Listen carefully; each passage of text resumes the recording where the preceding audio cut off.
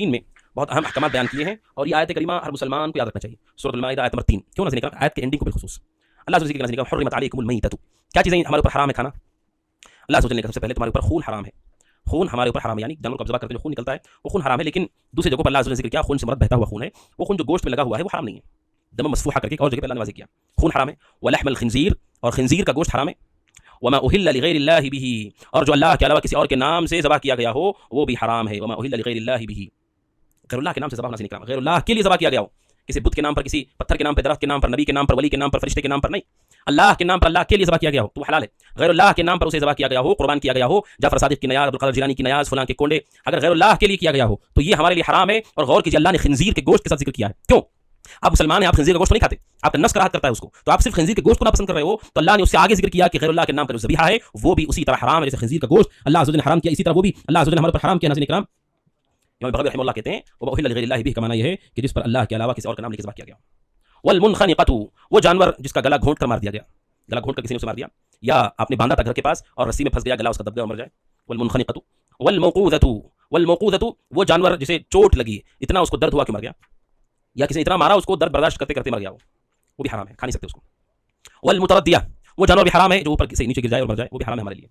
والنطیحہ، وہ جانور بھی حرام ہے جو سینگ مار کر کے ایک دوسرے کو اور وہ مر جائے. ایک جانور نے دوسرے جانور کو سینگ مار دی اور وہ زخم سے مر گیا. وما اکل السبع، اور وہ جانور جسے درندوں نے شیر باغ وغیرہ پھاڑ دیا ہو. الا ما ذکیتم، ہاں اگر آپ نے اسے زندہ پایا، جب آپ نے اس کو دیکھا وہ زندہ ہے، مرا نہیں ہے، سانس چل رہی، فوراً آپ نے ذبح کر دی بسم اللہ کہہ کے، تو اللہ کہتا ہے وہ حلال ہے.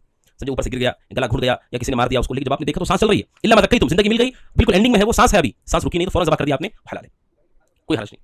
وما ذبح علی النصب، اللہ عز و جل نے آگے ذکر کیا کہ وہ جانور جن کو آستانوں پر ذبح کیا گیا ہو، آستانوں پر ذبح کیا گیا ہو. کیا معنی ہے؟ آستانوں سے کیا مراد؟ مجاہد رحمہ اللہ قتادہ کہتے ہیں کہ بیت اللہ کے پاس پتھر رکھے ہوئے تھے اور جاہلیت میں لوگ ان کی تعظیم کرتے تھے، عبادت کرتے تھے اور وہاں آ کر کے ذبح کرتے تھے. تو ناظرین ہم کیا پتہ چلتا ہے کہ اگر کہیں پر غیر اللہ کا نام تو نہیں لے رہے لیکن غیر اللہ کی جگہ پر جا کر آپ ذبح کر رہے ہیں تو یہ بھی جانور حلال ہے ہمارے لیے. جیسے جاہلیت میں لوگ اپنا جانور لے جا کر کے ان پتھروں کے پاس ذبح کرتے تھے، اور بعض نے کہا بتوں کے پاس جا کر کے ذبح کرتے تھے، تو جب وہاں جا کر کے ذبح کرتے ہیں تو اللہ عز و جل نے اس کو بھی ذکر کیا، پھر آیت میں اللہ نے ذکر کیا کہ غیر اللہ کا ذبیحہ آپ نہیں کھا سکتے. خاص طور پر یہاں پر ذکر کیا وما ذبح علی النصب، وہ جانور جن جانوروں کو آستانوں پر ذبح کیا گیا ہو. اسی لیے اہل علم نے اس کی تفصیل بیان کرتے ہوئے کہا کہ وہاں پر جاہلیت میں لوگ جا کر کے ان کے سامنے اس کو ذبح کرتے تھے، یعنی ان بتوں کے پاس لے جا کر کے ذبح کرتے تھے. اسلام نے اس سے منع کر دیا. اور بعض اہل نے ذکر کیا کہ وہ ذبح کرتے تھے، گوشت کو پھیلا دیتے پتھروں پر، تو ایسی جگہوں پر جا کر کے ذبح کرنا بھی جائز نہیں. اس جرم سے بچنا ضروری ہے. اور آگے اللہ نے کہا جو حرام ہے، کیا حرام ہے؟ وان تستقسموا بالازلام، اور اسی طرح سے فال کے تیروں سے قسمت معلوم کرنا حرام ہے. کیا ہے فال کے تیر؟ تستقسم بالازلام. جاہلیت میں لوگ کیا کرتے تھے؟ کہیں اگر سفر پہ جانا ہو ان کو 3 چٹیاں ہوتی تھیں، ایک چٹی میں لکھتے تھے افعل کرو، اور ایک میں لکھتے تھے لا تفعل مت کرو، اور ایک چٹی خالی رکھ دیتے تھے، اور 3 چٹیاں اڑاتے تھے. اگر اس میں نکل جائے کرو تو سمجھتے تھے ہاں خود یہ بہت اچھی بات ہے ہمیں کرنا چاہیے، اگر نکل جائے ہاں مت کرو بشگونی لیتے تھے، ہاں آپ نے نکلنا چاہیے. اور اگر چٹی اٹھاتے چٹی خالی ہو دوبارہ ڈالتے تھے اس کو. تو اسلام نے کہا یہ حرام. ان تستقسموا بالازلام، فال کے تیروں سے قسمت معلوم کرنا، تیر کے ذریعے سے اور ان چٹیوں کے ذریعے سے لکھ کر کے اللہ عز و جل نے کہا کہ جائز نہیں. ان تستقسموا بالازلام، اس کو شریعت اسلامی نے حرام کر دیا کہ کسی صورت جائز نہیں ہے. اسلام نے اس کے مقابلے میں کہا حلال راستے کی طرف نکلنا ہے، اللہ کا نام لو، استخارہ کرو، دعا کرو، نکل جاؤ.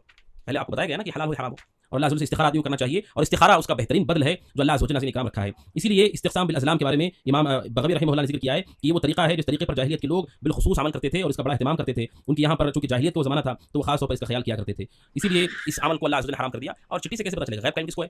اب نکل گیا چٹی مت جاؤ تو کیا چھوڑ دیں گے؟ ناظرین کرام غیب کا علم اللہ کے سوا کسی کو نہیں ہے، لہذا ناظرین کرام جائز نہیں ہے. اس کے بعد ناظرین کرام اللہ عز و جل نے کہا ذالکم فسق، یہ فسق اور گناہ کے کام ہے، اگر کوئی ایسا کرتا ہے تو یہ گناہ کے کام ہے. اور آگے اللہ عز و جل نے ناظرین کرام وہ آیت کریمہ کا ٹکڑا آپ کے سامنے ہے، الیوم اکملت لکم دینکم واتممت علیکم نعمتی ورضیت لکم الاسلام دینا، کہ آج میں تمہارے لیے تمہارے دین کو مکمل کرتا ہوں اور اتممت علیکم نعمتی، تم پر اپنی نعمت پوری کرتا ہوں، ورضیت لکم الاسلام دینا، تمہارے لیے بحیثیت دین اسلام کو پسند کیا ہے. ناظرین کرام اللہ عز و جل دین کو مکمل کر دیا. آیت کب نازل ہوئی؟ 10 ذوالحجہ کو، 10 سنہ ہجری کو، اور رسول صلی اللہ علیہ وسلم عرفات کے میدان میں تھے ناظرین کرام. اور 10 ذوالحجہ اللہ عز و جل عرفہ کا دن تھا، 9 ذوالحجہ اللہ کے نبی عرفات کے میدان میں تھے، جو کہ حج کا اہم ترین دن ہے، بلکہ حدیث میں آپ نے کہا حج عرفہ، حج عرفہ کا ہی نام ہے. اس دن اللہ تعالیٰ نے آیت نازل کر دی. آیت ہم سب کی خوشخبری ناظرین کرام، دین پورا ہو چکا ہے. ایمان لائیے اس بات پر کہ اللہ کا دین پورا ہے اور اللہ تعالیٰ اسلام سے راضی ہے، اور اسی سے نجات ہم سب کی ہونے والی. الیوم اکملت لکم دینکم، دین پورا ہے، عقیدے، احکام، معاملات، آداب، اخلاق، دنیا آخرت سب واضح کیا گیا ناظرین کرام. اور اللہ تعالیٰ کی نعمت مکمل ہو چکی ہے، لہٰذا اس آیت کا تقاضا یہ ہے اللہ کے دین کو کبھی کمی کی نگاہ سے مت دیکھیے. ماڈرن زمانے میں لوگ کہتے ہیں کہ ہم ماڈرن ہیں، لیکن حقیقت میں اسلام وہ دین ہے جو قیامت تک کے لیے آیا ہے. ماڈرن کیا ہوتا ہے؟ نیا. یہ وہ دین ہے جو قیامت تک رہنے کے لیے آیا ہے، مکمل دین ہے، اس میں کوئی کمی نہیں چھوڑی گئی، ہر چیز کلیئر ہے، واضح ہے، فیصلے واضح ہیں، سیاست واضح ہے، احکام واضح ہیں، کوئی چیز اللہ نے پوشیدہ نہیں رکھی ہے. لہٰذا دین کو کمی کی نگاہ سے کبھی مت دیکھیے. دوسرا کہ دین میں اضافہ مت کیجیے، بدعتیں مت ایجاد کیجیے. اسی لیے امام مالک رحمہ اللہ نے کہا اگر کوئی دین میں نیا کام کرتا ہے تو وہ گمان کرتا ہے کہ اللہ کے نبی نے دین میں خیانت کی ہے. نعوذ باللہ، نہیں، اللہ کے دین پہنچا دیا آپ کی زندگی ہی میں. عرفہ کے میدان میں 10 ہجری کو یہ آیت نازل ہوتی ہے، جبکہ اللہ کے نبی کا انتقال ہوتا ہے 12 ربیع الاول کو، ذوالحجہ، پھر اس کے بعد محرم، پھر صفر، ربیع الاول، یہاں 2 مہینے، اور پھر ذوالحجہ کے اور 20 دن آپ ملا لیں. اس کے بعد اللہ کے رسول کا ربیع الاول کو انتقال ہوتا ہے، یعنی انتقال سے اتنا عرصہ پہلے، اتنے دن پہلے دین کے مکمل ہونے کا اعلان ہو چکا ہے اللہ عز و جل کی طرف سے.